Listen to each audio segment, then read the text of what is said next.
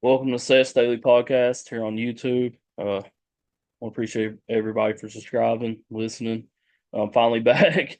How are you doing, Chris? We got Chris Slone from the Mountain Mysteries podcast Q95.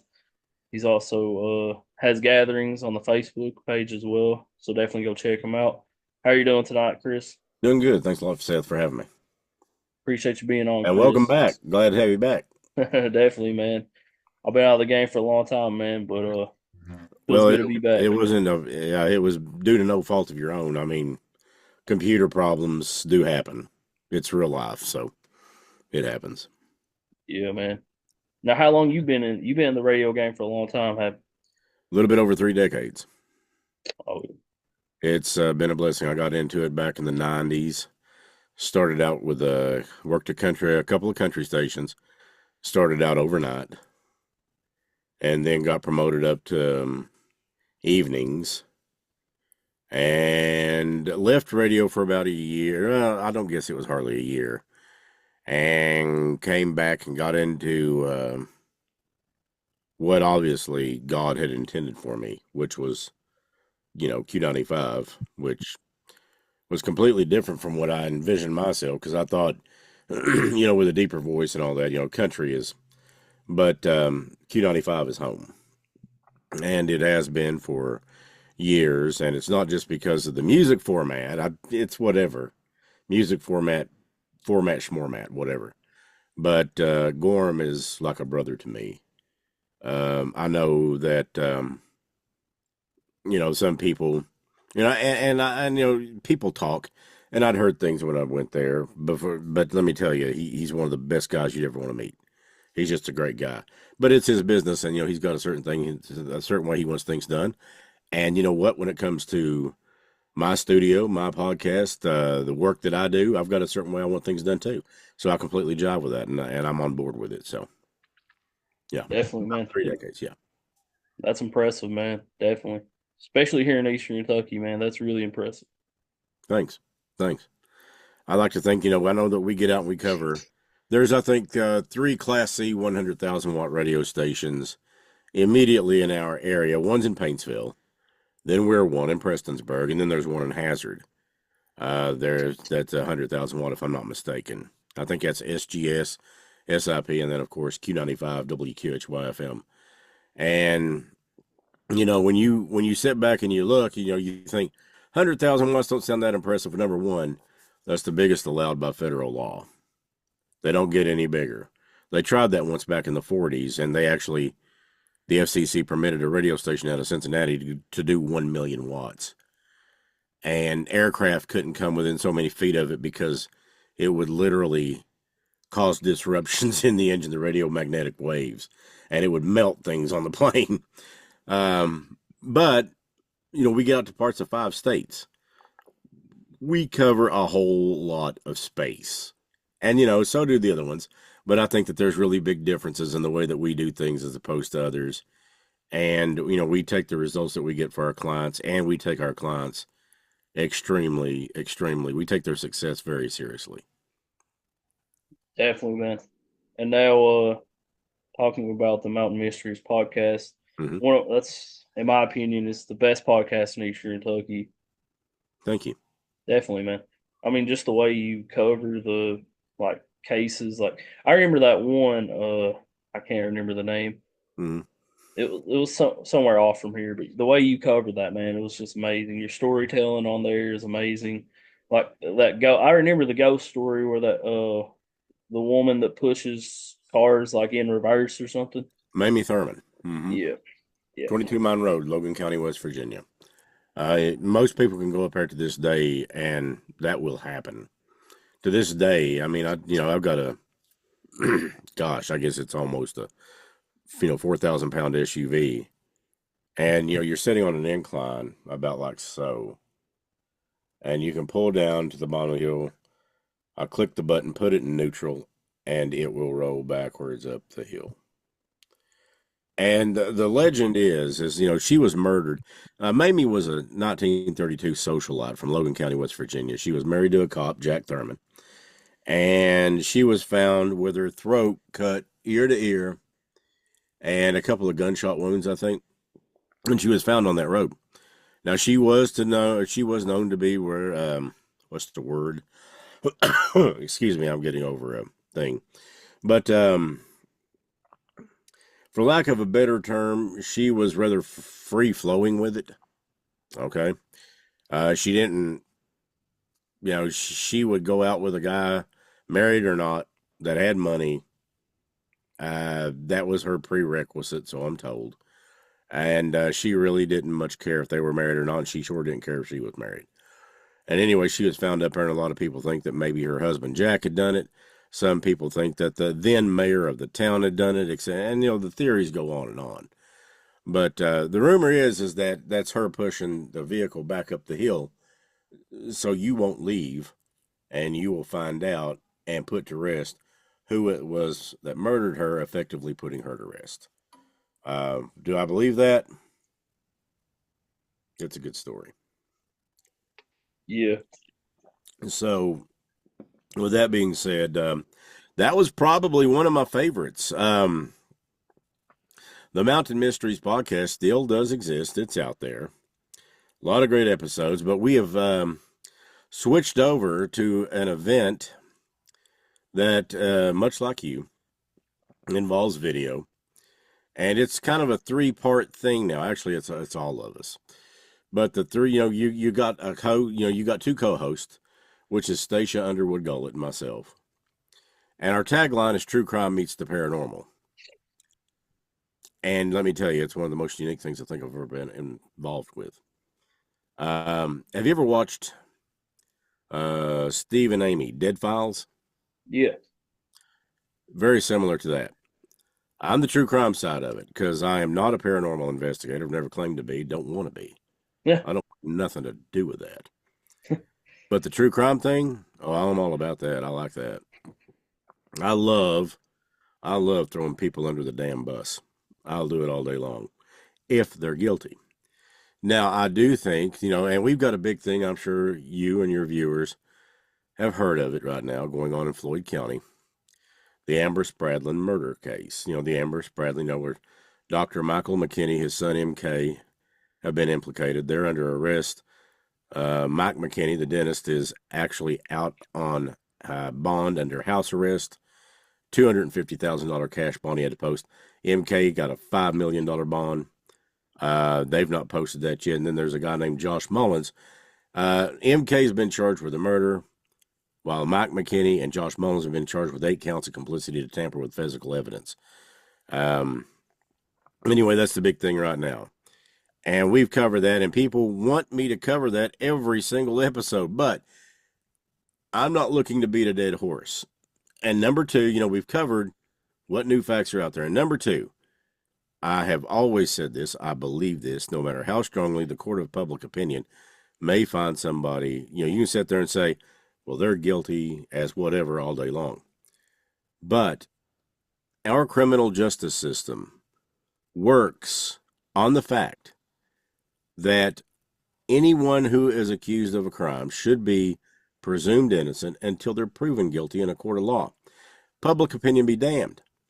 Now, I can sit out there all day.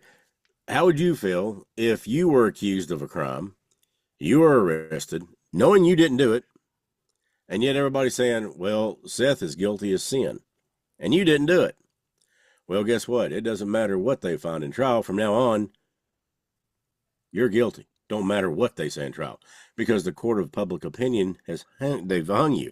It's easier for a person to get out of prison than it is to change that view in the public's eye once they've decided. You're talking about people's lives here. Be careful.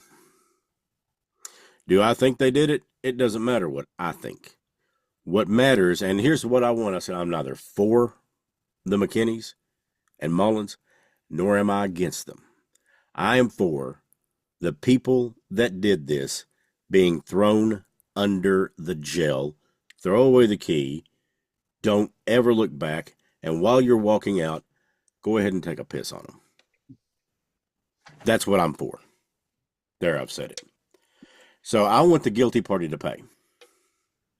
Otherwise, And even at that, say if there's no justice, Amber's dead. You can't bring her back. Now, I am really good. I do the news on 95.5, on Q95, on WDOC, and of course on the podcasting and all this other stuff. And because of that podcasting gig, I got pretty good at digging things up on people. You talk to enough people, well, all of a sudden, Mother Teresa had her faults. You can find about anything on anybody. Well, the thing with Amber that I found that was so different was I couldn't find anything that anybody had negative to say about her. Everybody liked her. She was a good person. She was a giving soul. She would help people, even if it cost her money, out of her own pocket, which she was not rich. She worked. I sat down across the table from Debbie and Melissa, which is her cousin and aunt. Actually, Debbie's more like her sister, but she's her cousin. And I met two of the most remarkable ladies I think I've ever met in my life. And these, her Debbie, like I said, was like her sister. Melissa was like her mother. Amber lost both of her parents when she was young. And Melissa, that kind of filled in that role. Even though she was her aunt, she filled in that role. And Melissa was a nurse. Debbie a doctor. And I'm sitting there thinking, these ladies took me into this house and treated me like I was family. And we talked for a good long while. A lot of it never appeared on the podcast. That is on the Mountain Mysteries. I think it's episode 73 or 74, whatever it is. What We Find is the name of it. And then we recently completed one on Krista Nicole Garrett, who is a Floyd County lady that's been missing for, gosh, I don't know, years. Now, they came over, her family came over here to my place, and we sat down at my kitchen table with microphones, a roadcaster, and we went to town on this thing. And the things that you find out about people. Now, the thing that intrigued me about Krista was a lot of people think that she's not getting the attention that she deserves because she had a problem with addiction. Guess what? So do I. Doesn't matter. Addiction's addiction. That's what we're talking about, right? Addiction. Oh, wait a minute. Caffeine, coffee, smokeless tobacco. I don't smoke, but there's people that do. You see what I'm saying? Don't ever look down on somebody else unless you're giving them a hand up. None of us deserve to be looked down upon just because we may or may not have an addiction. Different people have different ways of coping with different things. Now, I'm blessed. I never did turn to the hard stuff. I never even tried it, to be quite honest with you. Never felt I had the need. I had, and like I said, I'm so blessed. For 47 years, I had the greatest parents that God ever put on the face of this earth. And it wasn't about being raised right. It wasn't about being this and that. It was about being loved. Did they make mistakes? Oh, you bet you. So do I. I've got a daughter myself. Their parenting comes out through me to her. And she is 22, works at an ER at a major hospital, flies the choppers in and out. She's a big part of the ER team. Flies the choppers in and out, which I begged her to let me do just one time. That was a no. She said, oh, hell no. She said, it'll be a train wreck down here. She said, Dad, I love you, but you'd make a freight train want to take a dirt road. She said, it'll be a wreck like you ain't never saw coming out there in that parking lot or down there in that helicopter pad. I was disappointed, but I understand. So, but she's never been in trouble with the law. Some of her best friends, like her dad, are police officers. They love her dearly. And I guess that's what I'm saying. I really sailed under a lucky star. I was blessed. Luck has nothing to do with it. The good Lord blessed me with great parents. So I never had to turn to none of the hard stuff. But, my dad taught me early on, if somebody has a problem, be it drinking, be it drugs, he said, be mindful, but don't ever look down on them because you have never walked an inch in their shoes, let alone a mile. And that carries with me to this day on everything I do. So I actually had somebody once ask me, about the mountain mysteries. I would love for you to do this episode on my family member, but they had an issue with methamphetamine.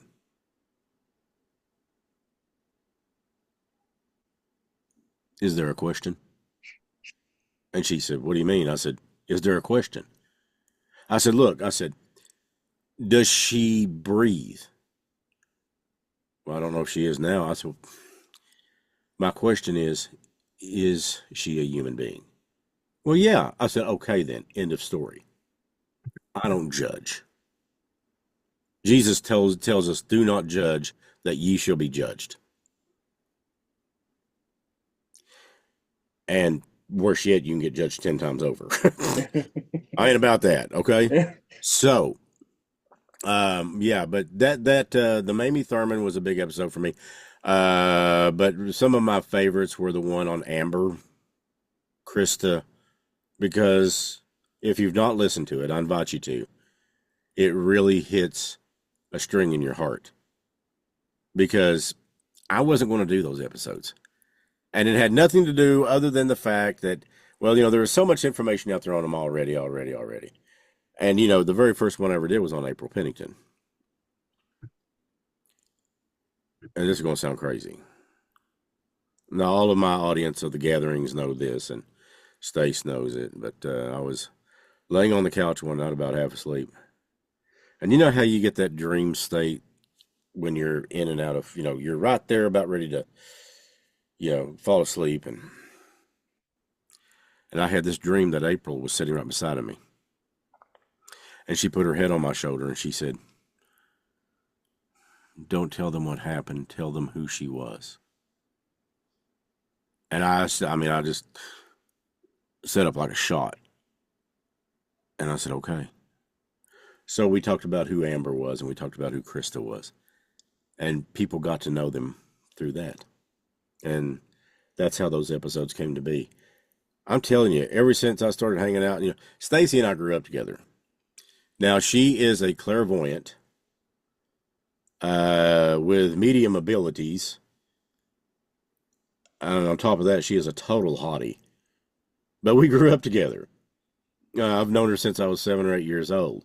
And it's just amazing how our paths have crossed back and forth. But we invite everybody to check it out. It's on Wednesdays at 9 p.m. And you can find it on my Facebook page, several Facebook pages, in fact, and YouTube, which is Chris Slone Media. We would love to have you guys stop by and check it out one evening. We really would. It's on Wednesdays at 9. Excuse me. It's on Wednesdays at 9 p.m. Definitely, man.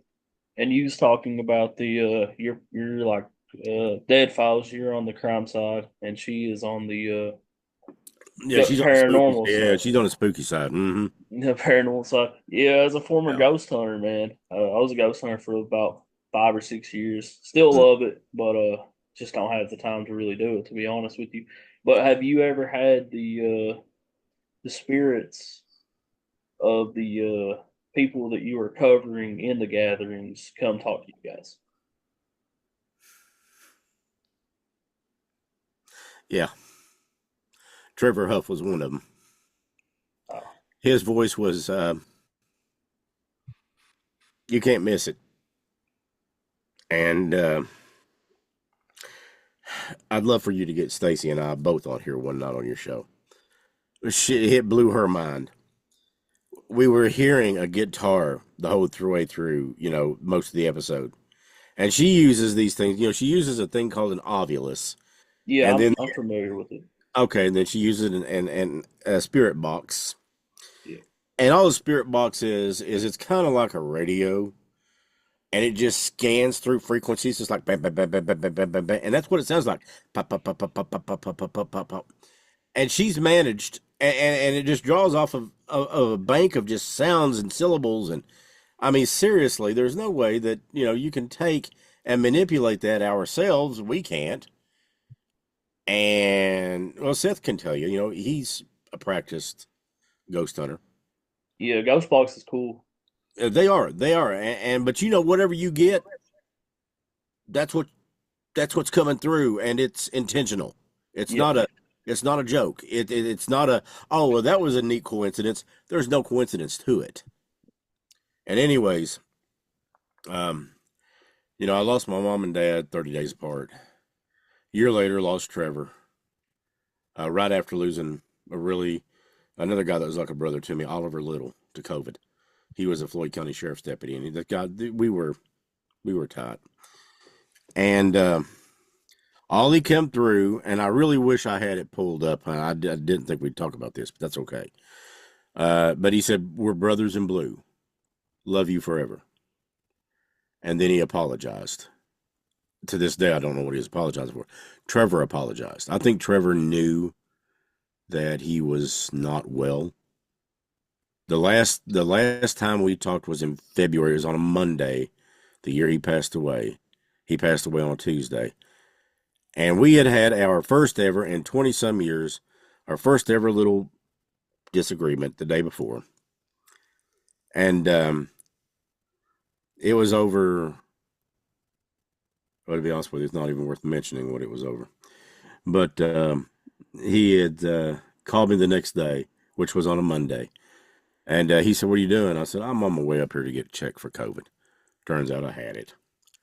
But he said, "Look," he said, "I love you." I said, "Yeah, I love you too." He said, "If we ever have an argument like that again," he said, "I'm going to come down there and I'm going to kick your ass. And then you're going to kick mine." A lot of your listeners probably know Trevor Huff from WKCB. He was the voice. He made KCB. That was it. That was Trevor. That was him. And Definitely. you can't tell me any different. Trevor was the driving force behind that station. They're just not the same. Um, the next day, a really good friend of ours called me. I was at the studios of Q95. That was before I started this in-home gig. And he said, "We lost Trevor." Well, when you get news like that, the first thing you do is you sit there and you think, you don't know what to think. And you're just like, Trevor who? Because you cannot accept the fact that it's your Trevor.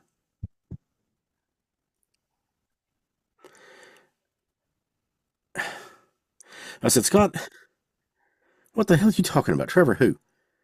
He said, "Chris, it's your Trevor."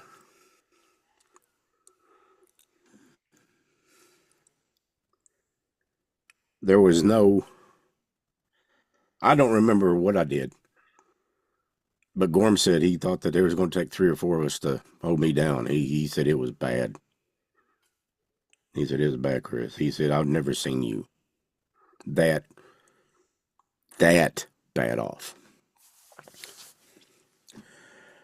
You take a hit of losing your parents at 47 years after, and don't get me wrong, somebody had asked me once if I was mad at God because they went home. And I said, "How can I be mad at God? He gave them to me for 47 years. That's longer than a lot of people have their parents." I said, "I'm very blessed."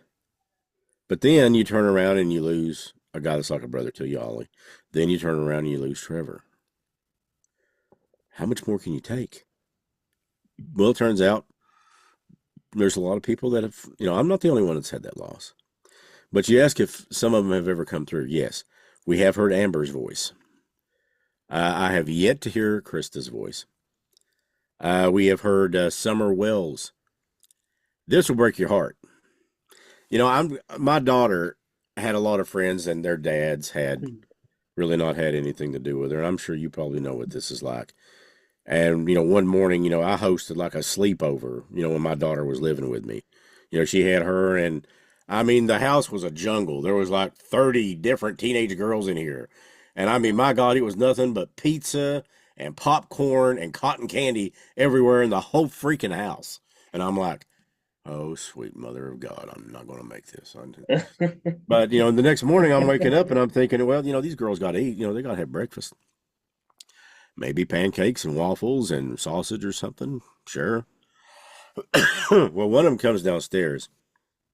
Sweetest kid you'd ever want to meet. She's probably about 13 or 14 years old. And at that time, I'm, like, I don't know, 38, 39, 40, whatever. And she comes over and she just stands beside me. And I said, and she just has this look on her face like, and I'm like, you're making me a little nervous. And she said, I have a question to ask. And I said, okay. She said, will you be my daddy? I said, where's your dad? She said, I don't know. He left when I was little.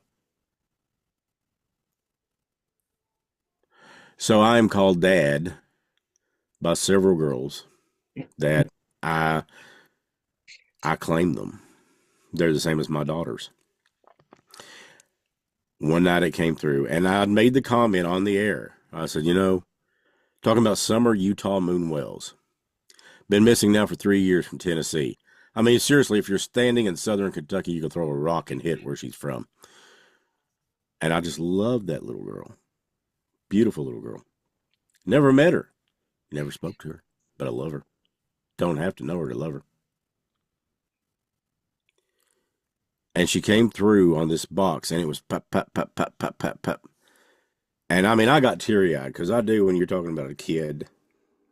These kids they don't deserve that treatment. They don't deserve to be sold off or whatever the hell it was that happened. And I do think that her parents had something to do with it. Yes, I do. But she said, don't cry, Dad. And Stace just looked into that camera. She said, oh my God. She said, she just called you Dad.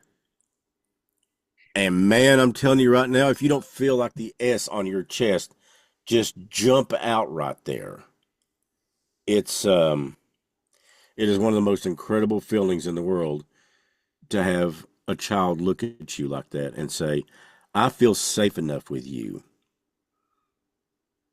that the person I'm missing most in my life, would you be that figure? What does that mean exactly? You can't put a price tag on that. So yeah, I've probably got like 70 or 80 daughters running around here somewhere or another. Yeah. And I've got only one real one. But the rest of them I'm kind of like, okay, but yeah, and I've got one that lives really close to me. I claim her as my own. I love her dearly. She is one of the most beautiful, unique children I've ever met in my life. And she's just got she is like 9 years old going on 40, but she's been through a lot. But she is just so cool, so pretty. And she just got that thing about her. When she moves, you're like, okay, okay, I got you. If that whatever you want, that's fine. I'm not getting in your way because I'll get run over, and I know it. But she's got this air of confidence about her, and I think that I promote that. I want children to be confident, but yet understand the difference between confidence and arrogance. Confidence is good; they won't get run over. Arrogance is bad; they'll get trampled. So I've explained that to her. And I've got videos of her and I just sitting outside, just talking and listening to her singing. It's like listening to angels. It's just great. So, but yeah. We have had several voices come through. Um, I swear one night I thought that Stace was begging Elvis to come through. And no, I never heard him. But still, I've been like, yo, King, what's up? So, but yeah, we've heard all kinds of things come through. There was the spirits of a family of 7 who were killed in an interstate crash when their van caught on fire, which was in Lexington, not I far heard from about us. that. Yeah, that was earth shattering to me. I had not heard about it, Seth, but Stacy knew them, and she said, "Oh my God," she said, "I know exactly who that is." And we had paused and hopped off while I was running a PSA video, a commercial, and she said, "Chris, that's so and so." And I said, "Isn't that who you said?" She said, "Yeah." Of course, we came back and we explained to people who we thought it was. And then you always try to follow up by asking confirmation questions, or she can tell you more about that. But I was just like, oh my God. It's changed the way I always knew it was real. But I mean, this is kind of like right there in your face. Yeah. And I'm like, well, I don't think it's real now. I know it's real. So, but yeah, we have had voices like that. We have had things come through like that. Yeah. Yeah, that's always interesting, man. Talking to the spirits and stuff, and when they actually answer you back, man. It is like right in your face. It's hard to explain exactly what it feels, man. Trevor has come through 3 or 4 times. One of his best friends, who was a friend of mine too, her name was Wanda. She will tell you she was watching that night, and I didn't see it, but I reckon her jaw dropped and hit the table. And Trevor's son's mom, Jen, I believe, was watching one night when he came through, and she texted me. She said, "Oh my God, Chris, that is Trevor." And I said, "Yeah, I know," because Trevor and I had this thing. We were brothers from 2 mothers. We had 2 different mothers, but we were brothers. And it was nothing for us to say, to tell each other, "I love you, man." There was no shame there. Hell, I'd say it in front of everybody. And he would too. We had no shame in that. And everybody knew it. Everybody that rode motorcycles with us knew it. Everybody that knew us knew it. And I'll never forget a really good friend of mine named Chris also, was behind us one day when we were riding. Trevor had an Ultra Glide or an Ultra Classic. I had an Ultra Classic. We were riding down the road, and Chris was behind us. He said, "I've never seen anything like this." He said, "You guys were 2 abreast." He said, "You go one, he'd go," and we were like that. We just knew, and we were literally that far apart. We could reach out and without extending our arms, bump fists. I mean, whereas at one point, and I know there's going to be people out there that say that's dangerous. Okay, mind your own damn business. Okay, we weren't going to get killed, or we weren't going to kill nobody but ourselves. So, but there's one point where our floorboards would actually touch each other, but we just knew what each other was going to do. I've never had that with anybody, not even my dad. My dad was my wingman, but Trevor and I, man, it was like Maverick and Goose. I mean, it was crazy. I just knew what he was going to do. And he said he did me too. It's like we had some kind of a link. And I'm telling you, I was in a raunchy mood the morning that he was found, because I don't know why I just woke up. I felt like something in me was gone, like it was missing, and I just could not figure it out. And I said, Chris, you're just having one of those days. We all have them. We all have them. Everybody has days like that. What do you do? Well, you get up and you go on about your day. You go to work, you shower, you eat breakfast, you fix your hair, you brush your teeth, and get in the car and you go to work and you do your thing and you come home and put on the TV and hope that the evening's a little better. And that was my plan. Instead, about 9:30 that morning, I got that phone call. Changed everything. And to this day, Seth, I haven't been right since. I don't, I've not been the me I used to be. I'll say that. But I do know that he's in a better place. God made us that promise. You'll part once, but never again. I hold on to that. So, Yeah, man, Trevor's a legend here, oh, there's especially no here in doubt. Knott County. Especially Oh, here in Knott County, man. man, he was another one. He was like Amber. Just about anybody that knew him loved him. And he knew his stuff. And it didn't matter if it was radio, if it was motorcycles. People talk about being talented. Let me tell you something. That guy was multi-talented. I mean, he could tear a Harley apart and put it back together in his sleep. He knew radio. He knew production. He had this girlfriend once. And parents, this is a rated M warning. I'm not going to be drastically nasty. I won't. But he had a girlfriend once that was talking about my voice, and she said, well, "I'd love to make love to his voice." And Trevor looks at her. He says, "I would too." This was Trevor. But Trevor was just that guy. And it didn't matter what he did. He fronted Flat Mary Stone in the '90s.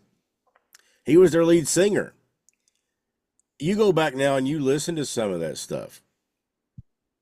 Man, there is there's remnants of Chris Cornell, Johnny Resnick, even Mark Knopfler.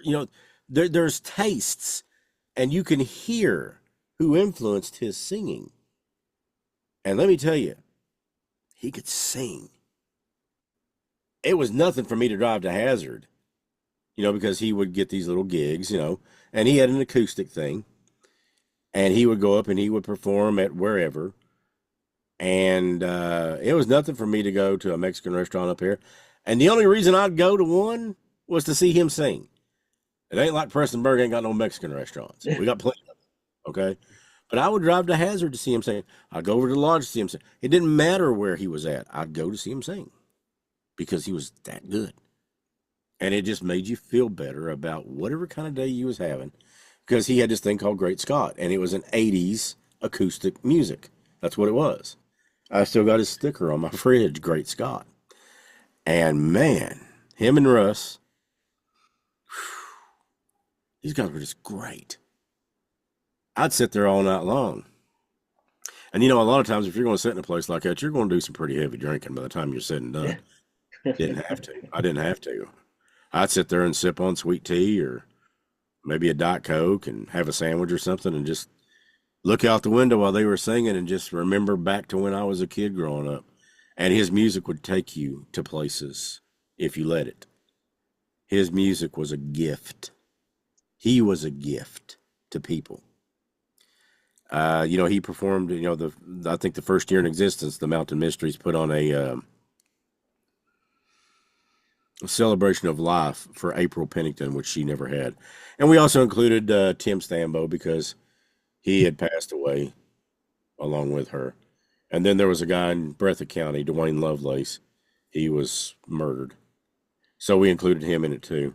And I asked Trevor, I said, listen, would you care to come up there and do an acoustic set or two?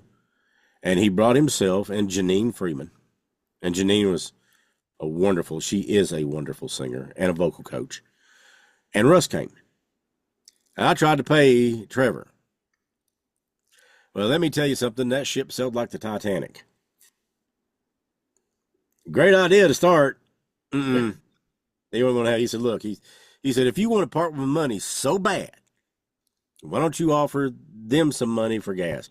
He said, "Janine rode with me." And I said, "Okay." And Russ reluctantly took very little money, but it was because I was shoving it down his throat, saying, "Dude, just take this." He said, "Look, this is for this little girl," because when she died, April was like 16. She had just turned 16 the week before. And I said, "Look, Russ," I said, "I understand she died." I said, "But you know what? God's blessed me. Now let me bless you with what he has blessed me with." I said, gas is not free. And I tried to pay Trevor. And it came down to him threatening to stomp a mud hole in me and walk it dry if I kept it up. So Trevor was a good sized guy, okay? And I was like, no, I really don't want none of that. So, but I thanked him and, gave him all the free food that they all wanted and all that. But that's the kind of people we're talking about here. And like I said, Trevor was talented on so many levels, and he was a great dad. He was a great dad. He was the best friend I ever had. I don't expect I'll ever have another one like that. Never. And it breaks my heart. To be honest with you, it does. But I look forward, like I said, I hold on to that promise. I look forward to that one day. So, but yeah, that was Trevor. Like you said, anybody in Knott County that knew him, they loved him. Hell, even the guys at YMT loved him. I mean, everybody loved Trevor. He was just great. So he was a great guy. Had an amazing voice too. Yes. Yeah. I mean, man, when he was on the air, listening to him was like listening to silk. It was just great. And he was so fluent. No choppiness. It just came, it was smooth.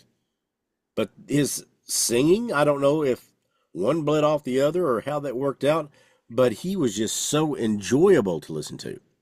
I remember going one morning somewhere in Perry County, and normally, of course, I'm listening to Q95 FM because that's my station.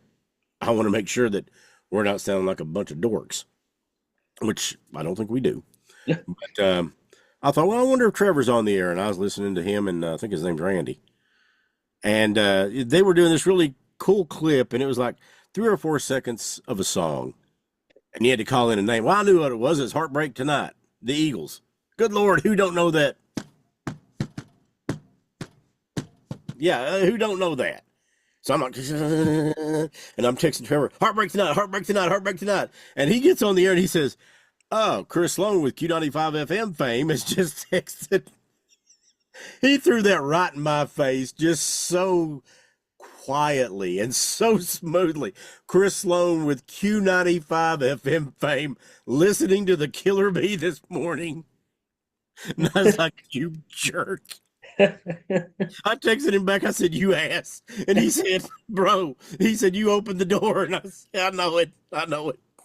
I said, that's cool. I said, do I win anything? He said, no. He said, somebody beat you to it. And I never win nothing. And to this day, I've never won anything. So, but that was a great story. I love telling that because people are like, so you and Trevor, I said, yeah, we were. That's he was great. Great voice, but more than that, just a great human being. He was a good man, a solid man. He was in my opinion, the kind of man that was after God's heart. God himself is lucky to have him, I think. And anybody that knew him here, and you know what? I've not talked to him in a long time, but from what I hear, Alex is very much like his dad. So there is hope for this world because Alex is singing like his dad. It would tickle me to pieces to see Alex get into radio one day, even though I wouldn't recommend that to most people. But radio, people think it's a lot of fun. It can be, but it can also be it can be a tough thing sometimes. But it's like Gormy said, I think radio is what you want it to be. It can be whatever you want. It can be great. It can be constant stress. It can be whatever you want. And for me, it's a calling. It's a passion. Just like what we're doing here. So, when you asked me if I wanted to come on, I'm like, yeah, sure. I didn't know we were going to talk about Trev and all this other stuff, but that's okay. That's all right. That's the beauty. That's the beauty of these podcasts and these things like you do is, because you asked me point blank before we went on, anything you don't want to talk about? And I was like, nope, that's fine. Let's go. But, it comes up as it comes up and we're fine with it. I'd like to be pretty much an open book if I can be. So Definitely, man. Yeah, I pretty much do like no script. I ain't gonna lie to you. I just be asking questions on the fly, man. well, that's fine. That's fine. Um, I have learned that sometimes, I always sit down when I'm interviewing somebody, when I'm going to talk to somebody, I get to what is it that I really want to know and what's the best way to get there? And sometimes I'll take this approach and then go back over here and then here and here and here and here until I zero in on it. And the reason I do that is to make it very evident to the listeners that, okay, so this is what they were thinking when this happened and this happened and this happened. And, some people have picked that up, with like some of the podcast interviews I've done. I do think that Garnett picked that up when we was doing with Krista, and I think that Debbie knew it when I was talking about Amber. And but the thing about that was there was so much hurt there. I can honestly tell you that I do not feel that Amber deserved any part of that. Nobody deserves to be viciously stabbed 11 times and treated like an animal. And whatever happened to Krista, I can't even speculate. I'm assuming the only thing I can speculate is that she's no longer with us. But I do think that she deserves the decency of a proper burial. I do think that she deserves at least that. She left behind kids. And one of them is a beautiful daughter. I think her name's Destiny, and she's doing good things in high school. She's being somebody, and she's going to be somebody. Nobody deserves that. Nobody deserves to have their life taken at the hands of another. I think that the only person that should be able to take your life is God Himself. The Lord gives and the Lord takes away. That's what Job told us. And I believe that. But the simple fact of the matter is, I don't have the right to take your life or anybody else's. The only way I would take somebody's life is in defense of my own or my child's, or somebody that had no chance, somebody that was just twirled to pieces. So, sorry. Yeah. Um, it never stops, bro. Phones are always going off. People always messaging. You heard anything about school in Floyd County tomorrow? And I'm sitting there going, you gotta be flipping kidding me. It's supposed to be 95 degrees tomorrow and sunny. So it's kids not even back 2 weeks yet, and they're already wanting to get out. I told what was his name? I think his name's Greg at Food City, the manager. I said, this winter I'm going to buy stock in this store. He said, why? And I said, every time I get on the air and I say, the following schools are closed tomorrow in Floyd County, or if I say snow's coming, he said, oh my God. He said, it don't stop. He said, they come in for, I said, I'm buying stock in this store. He said, you will make money. And I said, yes, I will. I have no doubt. And money is not a very important thing to me. It's a tool. You use it to pay bills, you use it to make memories. Those things are good. But it's not the most important thing. I don't do the radio for the money. I don't do the podcasting for the money. But yeah, you got to pay your bills. But to me, the self-satisfaction and, I get to do for a living what most people would look at and say, that's a hobby. Yeah, it is.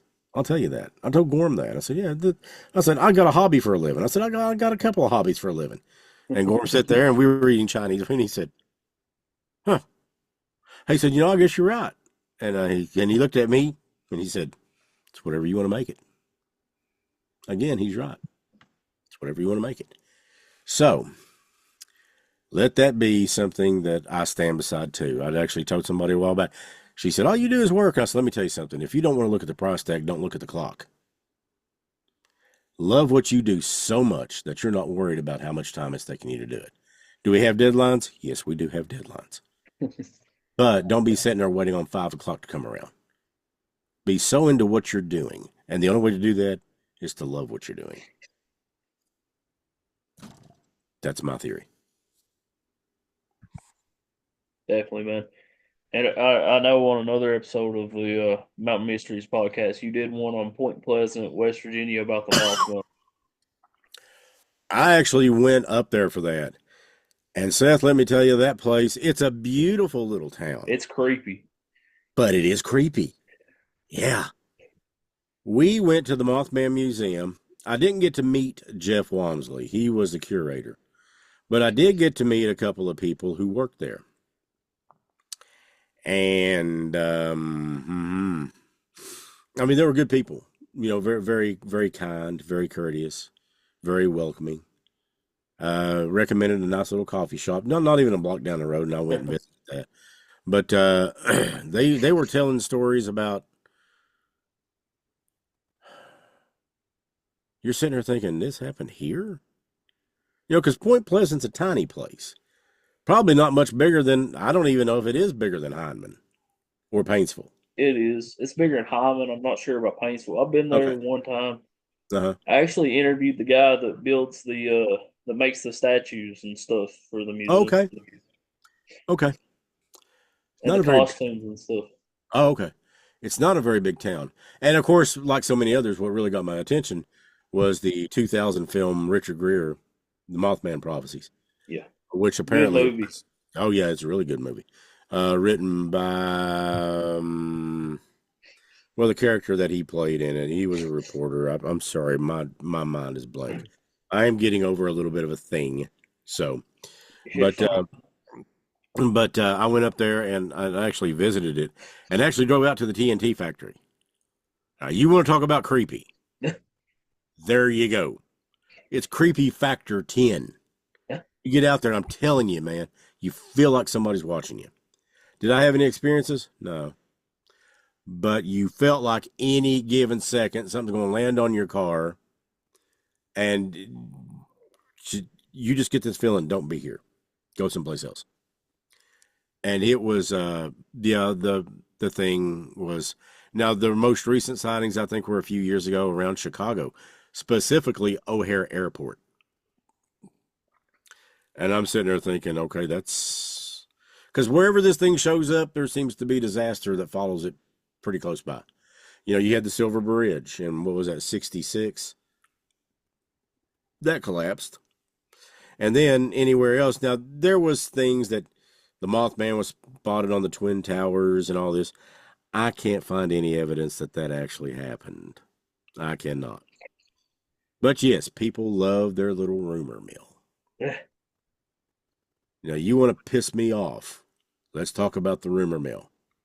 Let's stick with the facts. And that's another thing that got me about Amber's murder, what happened to Krista, what happened to Summer. Rumors slow down, they impede investigations. Because what people don't really understand, and I know this for a fact, is Kentucky State Police, the Federal Bureau of Investigation, any law enforcement agency will tell you every tip that comes in has got to be investigated through its conclusion. Whether it's a dry tip or not, it doesn't matter. If I call and say, yeah, look, I just saw Jim Morrison and he was carrying some woman's purse and it was the missing woman you're talking about. Jim Morrison died in Paris in what, 1968? He was the lead singer of the Doors, and police are going to have to follow that up and say, okay, so maybe it wasn't Jim Morrison, but maybe they did see some guy carrying a purse. So you see what I'm saying? Stop the rumors. It's keep it honest and true. And, after the case is solved and gone to trial, then start your rumor mill. Who cares at that point? So, but yeah, I hate the rumors. I do. But that's exactly, what comes down from it. So, but that was very interesting. And Lake of Tears, which was about Dwayne Lovelace, these are ones that really stand out to me because they had such strong emotional impacts. Oh my God, Lake of Tears. That was episode number 7 about Dwayne. His grandmother and his father broke down during that interview. Had me tore up like a train wreck. I'm sitting there going, okay, I'm not going to cry. Time they walked out the door, I was in tears. How can you not be?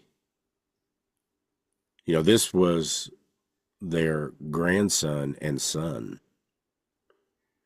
He was 20 some years old, early 20s, maybe 20, 21, maybe.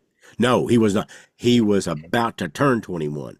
I remember that now because of a part in the interview where she said he was looking forward to going out and having, quote, his first beer legally. And I was like, well, honey, I said he's not alone. So it's, I said most of us were doing that when we were 13 or 14. So, but he was an old country boy, and that's what he was, country through and through from Breathitt County. And from what I understand, a really good fellow. And somebody took his life because their girlfriend was interested in him. Seth, are you married? Oh, Okay. For people that are married, let me ask you a question. How many girlfriends did you go through before you found the one? Go ahead, I'll wait. A few. so, A few, huh? right? You went through a few girlfriends before you found the one. Yeah. That happens. That does happen. And even then, when you think you found the one, well, maybe you have. Hope so. Maybe you haven't. Here's my point. With all of the females out there, and ladies, with all of the males out there, or whatever your thing may be, there's no point in taking another human being's life over just one because somebody else is interested in them or whatever the case may be. I don't care who he or she is. That is a pathetic reason to even think about that. I've had girlfriends that have cheated. You know what? I'm like in sync. Bye, bye, bye. See ya. Done. I don't care. It's not that big of a thing. So why would anybody want to take a life over something like that? I just don't get it. But there are people out there that will do it and that have done it apparently. But that's their theory of the motive as to why he was killed. Has that And case it was been that. solved? No, it's still open. He died at Wolf Lake, What year which, was that? let's see, this is 2021, maybe. Oh, It's episode 7 on the Mountain Mysteries, I and didn't it's hear. got, yeah, it's got that on there very clearly. It might have been 21, 22, but yeah. That was the year of the case. I can I, tell you it was in June. Yeah. I never heard about that case. Huh. Kind of odd how that happens, isn't it? Yeah. Huh. Yeah. But yeah, listen to it. It's called A Lake of Tears. It's episode number 7. And that's the reason why we done it, was to bring awareness to it. Now, because not a lot of people had heard of it. I don't think that he is any less important than uh what was her name? Gabby Petito, or anybody else for that matter. Every human life has value. And you don't know exactly what God's got planned for that life. But I think everybody has value and everybody deserves a certain amount of attention, a certain amount of respect, and some dignity. I do. And that's exactly why the Mountain Mysteries originally came into being because of April Pennington. Because I couldn't believe when I looked on Google that there was nothing about her being murdered. And everybody around Johnson County knew it. So I thought, well, hell, what can I do to change that? I'm just me. Turns out, maybe there was something. Is that case still unsolved too? 33 years later. But now you can look up her name on Google. Mm-hmm. Yeah, talks about it. There's been criminal psychic profilers and all this other whatever. I don't put a lot of stock in many of them. I do in Stace, because I've seen and I've experienced what she does. And let me tell you, it will make your chill bumps race chill bumps. You know, I was sick this weekend. Didn't tell anybody. I thought, well, you know, I'm a guy. If I get a head cold, it's like giving birth to an elephant, because that's what guys do. We're wusses. She calls me this evening. She said, "Are you feeling any better?" I said, "How the hell did you know that?" She said, "Know what?" "That I've been sick." She said, "Oh, I had a dream." I said, "Great." She said, "We were walking in the desert, and you looked at me and you said, 'I need to take a break. I'm sick.'" She said, "So I went off to find you things to make you better." Huh. And all enough today, Monday, I'm feeling better. Huh. Look, I don't. You get to a point in your life where you just don't question things, because you know it ain't going to do no good. God's ways are his ways. You just thank him and you go on, because he done forgot more than we're ever going to learn. That's just the way it is. But let me tell you, she is a gift. She is the heart and the soul of the gatherings. She really is. And the gatherings, you know, I can see me continuing to do the Mountain Mysteries audio podcast, but I don't do an episode a week anymore, every 2 weeks. I'm more interested in quality, not quantity. I want something kind of close to around here that will interest people. Now, the gatherings, we've had stories come in from all over, and we've done like video shorts on them, everything from Bigfoot to uh, demonic something.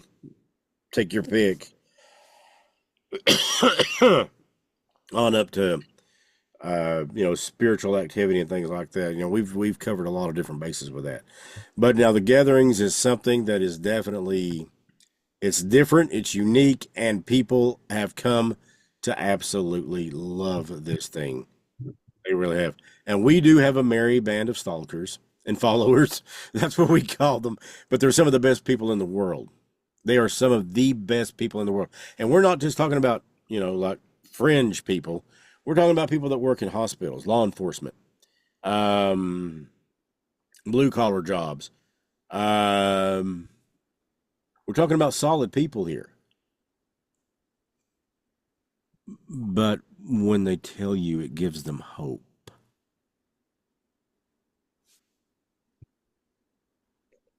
There you go.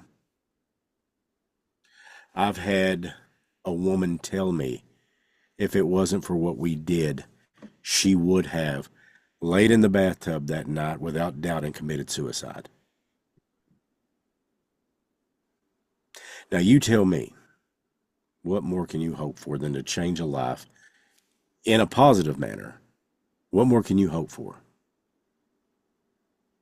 Or when you have a child say, you made me smile when just a month ago I lost my mom. Stace talks about this stuff. And I do. I talk about the true crime, but where this is concerned, I don't call this the supernatural or the paranormal. I call it supernatural. I bring God into everything because God is in everything. Now, I can't tell you how to do an EVP session. I can't tell you how to activate a spirit box or an ovulus. Um, I don't know, but I can tell you how to pray. And I can tell you that Jesus Christ is real. And I can tell you that he died for our sins and that if we elect to follow him, and I can also tell you that the other guy, he's real too. And what happens to us, it depends on who we elect to follow. It's that simple. End of story. And I love it when people say, well, I don't believe. I say, that's good because he believes in you. You take your pick because even Madeline O'Hare believes now. I guarantee it. Bet on it. I will stand behind that. And there may come a day when that very statement right there will cost me my life. Because Christians are under persecution. And it's just going to get worse. Jesus told us it would. That's okay. I've lived a pretty good life. 53. I ain't never been in prison. I never had to pick up a bar of soap, thank God. So I'm not complaining, man. I'm doing pretty good so far, okay? I make a decent living. I have been blessed. I take care of my brother. Had great parents, had great friends, had some experiences that are most things I'd love to sit down and talk to Jesus about. It would. Maybe over a cup of coffee or something, something like that. Just sit down and say, wow, what a rush. What was this about? I look forward to those things. I do. So with that being said, I'm kind of like, well, okay. But when you have somebody that you reach out and you make that kind of a difference to, and every night I try to throw in something a little personal in there because I'm told to, not by Stace, not by Lloyd. I'm the producer of the show, so it's not like I guess in a way my producer is telling me to.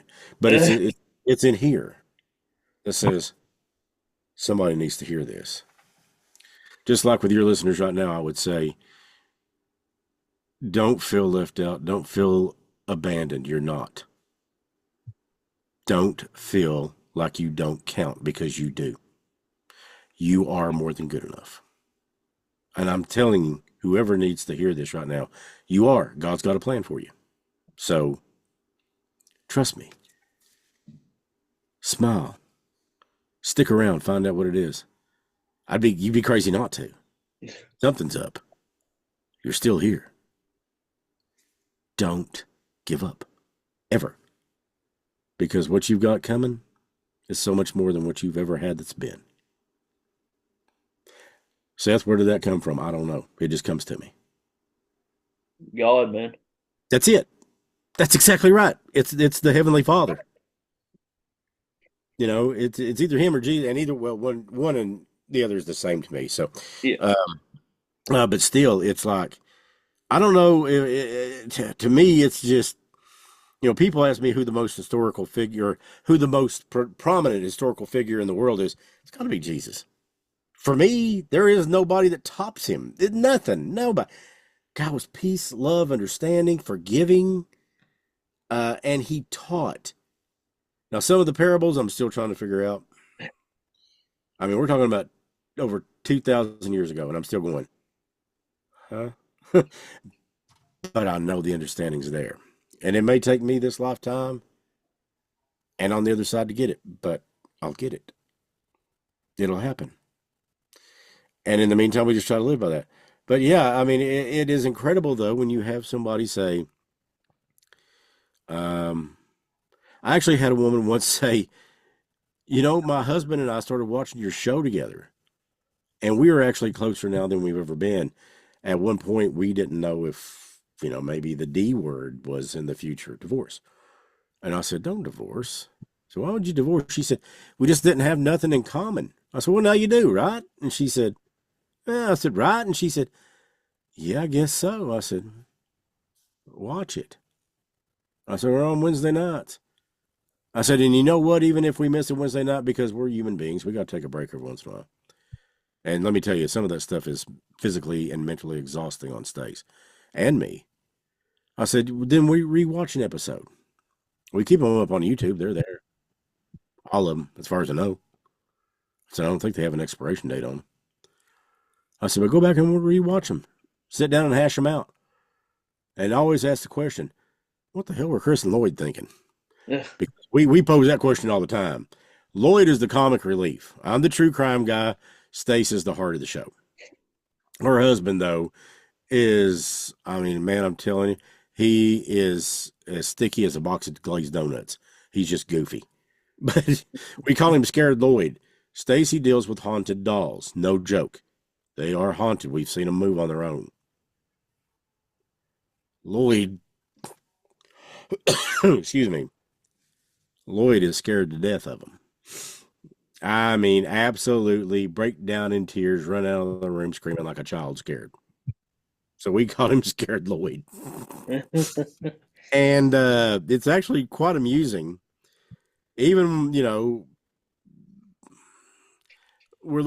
she's looking at going on tour with some of the dolls around the area. London, Pikeville, etc., etc., etc. And people have been wanting us to do a meet and greet, which we may possibly do in December. And man, I wouldn't come to see me. Yeah. I would come to see Stace. I'd come to see Lloyd. But me, I'm special effects. I'm the guy that makes everything looks cool, sound good, and I try to pay for most of it, so it's whatever. But now Stacy does have a huge collection of dolls that are, well, let's just say, mystically challenged.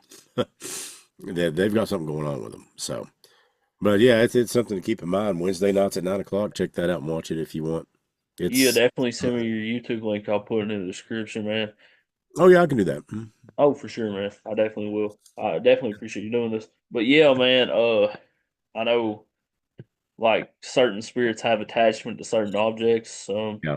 Hmm. Them spirits probably have attachment to them dolls. I'd have no doubt. Ed Warren once said he described it as walking along the sidewalk and picking up a piece of chewing gum on your tennis shoe, on your sole. Attachments. And people do get attachments like this, especially when they're doing something and they don't really understand what they're messing with. The best piece of advice I can give you, and like I said, Stacy would be so much better at this. Don't do EVP on your own. Don't mess with spirit boards. Don't mess with anything like that unless you have somebody who has a wealth of knowledge and experience to make sure that you don't get haunted. Yeah, I could, definitely. I mean, I've been looking for a while at, trying to find the right, the perfect kind of house to buy. Because, naturally it's got to have room for the studio in it and just other things that I'd want. My biggest fear, because I always ask the realtors, and I get some odd looks at this one. Is it haunted? What? I said, is it haunted? I don't think so. That's not a good enough answer. No, it's not. So I said, okay, I'm going to bring in a priest, or I'm going to bring in a medium, because even though now Stacy's got medium tendencies, but she is truly a clairvoyant. I said, I'll bring Stacy in down here, and I know she knows people that are full blown dead on mediums. She can talk to them. I mean, these people talk to them. and understand what they're saying. Yeah. And I said, I'll get her to bring him in there. And if States walks through and says, honey, there ain't nothing here, we're good. We're good. We're fine with that then. But I've actually had one realtor say, well, I was told that it had activity. That's not a good answer to it. Oh, it was a perfect answer for me because I was saying, then we take this one off the list. No. But I can see me dropping $250,000 on a house. Walking in and say, oh, I love this place. It's so nice. Look at the big, long Venetian blinds and the chandeliers hanging. Get out. Too bad I can't stay. So, it's, no. I hear something say, get out. I'm like, yeah, I'm gone. Okay. I'm gone. yeah. No, we ain't doing no Amityville here. No. Oh man. No desire for it, man. None. But, yeah, it's, but Stace has, she has told me before, she said, she said, you are protected. And I said, well, I feel like it. She said, you are. She said, I feel like I do what I can to protect you. She said, but God, He's got your back. And I said, I love Him. I said, He's not only my Lord and Savior, I said, He's the teacher of teachers. But I said, I can't explain it. I said, but now the same token is I don't go poking and prodding. No. I'm not going to take a little tiny stick and go in there and wake up the great big bear. No. That's not what I'm about. No. Because I tell people all the time on the show, she's the paranormal investigator. I'm just a true crime guy. Yeah, you definitely can't go do a I wouldn't suggest doing a paranormal investigation by yourself unless you have some sort of experience of dealing with spirits and stuff. Yeah, I would not go on my own for nothing. I've ghost hunted by myself, but I've experienced doing that. Yeah, see, I don't. Okay, I'm not going to go looking for anything like that. Now, if I run across it, then, they said that there are rare times when you will run across something like that and they are looking for help. She Looking said, for the but a lot light, of yeah. times, yeah, she said, a lot of times people will go in there and provoke, trying to get something stirred up. She said, that's just totally the wrong thing to do. That's disrespectful, yeah. Yes. Well, how would you feel if somebody walked into your house and started poking and prodding on you? It's no different. There's actually a building here in Knott County, man, that Charles Manson supposedly haunts. The Blue Moon.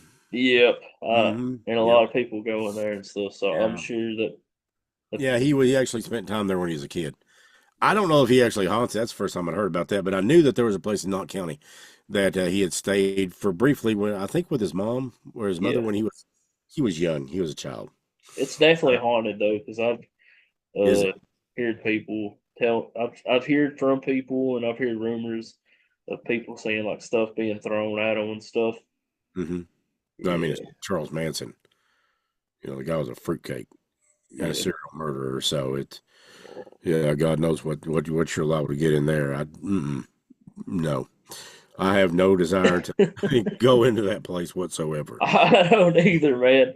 Uh, Yeah, but no, I haven't ghost hunted in years though. there are people that would probably jump all over it. I'm just not that guy. Mm-mm. I'm good, man. When I was younger, I probably would have, but now I'm good. Well, with him, he was sick and twisted. He was a psychotic, a sociopath. Um, and I'm not to be disrespectful, but he got what was coming to him. He Yeah, died in prison. He died in prison. I mean, what he did or what he had done to Sharon Tate and the other individuals, you know, I see a pregnant lady, and my first instinct is to, if she needs help, I'm going to help her. That's my first instinct. It's not to kill or murder. I mean, really, what kind of a monster thinks that? You want to get into the paranormal side of it. I'm tell you, for all I know, he was possessed. I don't know. Stacy, she would probably have an opinion, but I don't. Yeah, that guy's just nothing to me. So, yeah. but yeah, I'd heard that the Blue Moon was. Actually, you're the first person to tell me it was haunted, but I'd heard that he had stayed there when he was a child. He did, yeah. His mom was actually a prostitute there. Okay. It used to be a brothel back in the 40s. Mhm. And that's when Knott County was wet. So, well, Knott County's wet now. We just voted in, but that's before that they switched to being dry.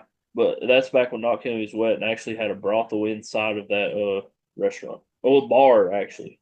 Hmm. Yeah, Well, they used to litter the place. I mean, it's no different than anywhere else. People want to down Eastern Kentucky. Eastern Kentucky is one of the most beautiful places in the world. it Now, is.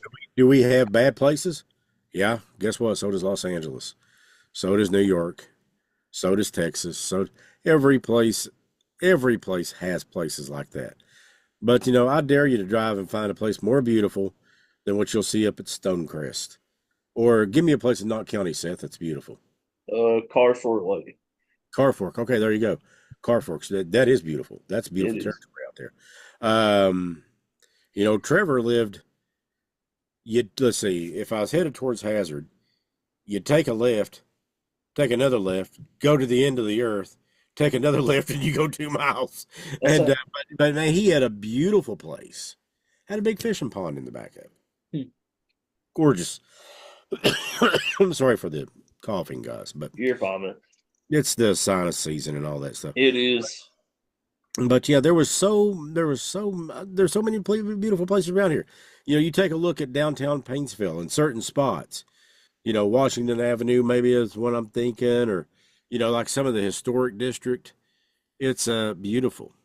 Pikeville, same way. Look at up there where Octavia Hatcher was laid to rest. I mean, it's a goat path for a road, but it's beautiful. It's a beautiful hillside, and it overlooks the college. It overlooks so much, and it's just beautiful. It's there's a lot of beautiful places around here. You'll never see that on national news. You'll see the worst of the worst Yeah. because they want to make us all look like the worst of the worst, and it's not the case at all. So, but yeah, I mean, I spend time up at Stonecrest, and let me tell you, that's one of the most. It is beautiful. It is absolutely beautiful up there. I get why the real estate is what it is up there. Yeah, I wouldn't think twice about buying a place up there. So, but yeah, but it's something. But yeah, we do invite everybody to come by and check it out. Um, and I just think that what you've got going on there with the gatherings is probably one of the most unique things I've ever experienced in my life. It's definitely something that I feel good about doing. I feel good about being a part of the team that pulls it off. And like I said, it's not just Stacy Lloyd and myself; it's all of us. Like I said, what I call our merry little band of stalkers, and there's about 40 or 50 of us, and I'm included in that. We stalk each other. If we can make one person have hope, if we can bring hope to one person, and if I can reach one person by saying, "Hey, look, God is real," and I'm not the kind of guy. I'm not a preacher. I'm not a pastor. I couldn't tell you what Bible verse where, but I do remember Jesus saying that there will be more rejoicing in heaven over one repentant soul than 100 others who did not need it because they were righteous. Along that lines, I don't know. There's something there. It's different for me. And you're talking about a guy who used to use the F word as an adjective. Really, man. I thought it was an adjective. I mean, so I am not perfect. I am not without sin. I do it every day. I'm just forgiven. And my point of view on some things may be enough to make people think, talk about goat path of the brain. Yeah, maybe. But there's a right and there's a wrong. And there's no, it's kind of like being pregnant. I live it. Well, I'm a little bit pregnant. Okay, look, you're either pregnant or you're not. Okay, you're either right or you're not. This is either justifiable or it's not. Okay, and I've never seen murder unless it was in the case of self-defense. of a human being or their children or their family. Never seen it justifiable. You don't go out and kill somebody just because, well, they took my place at the red light, or they took a parking spot, or he looked at my girlfriend funny. Seth, would you want a woman that no other guy would ever look at? No, I wouldn't. I don't care if they look at her. Just don't put your hands on her. It's that simple. And if she lets them put their hands on her, I don't need her. Common sense stuff. But unfortunately, in today's world, there's not a lot of that.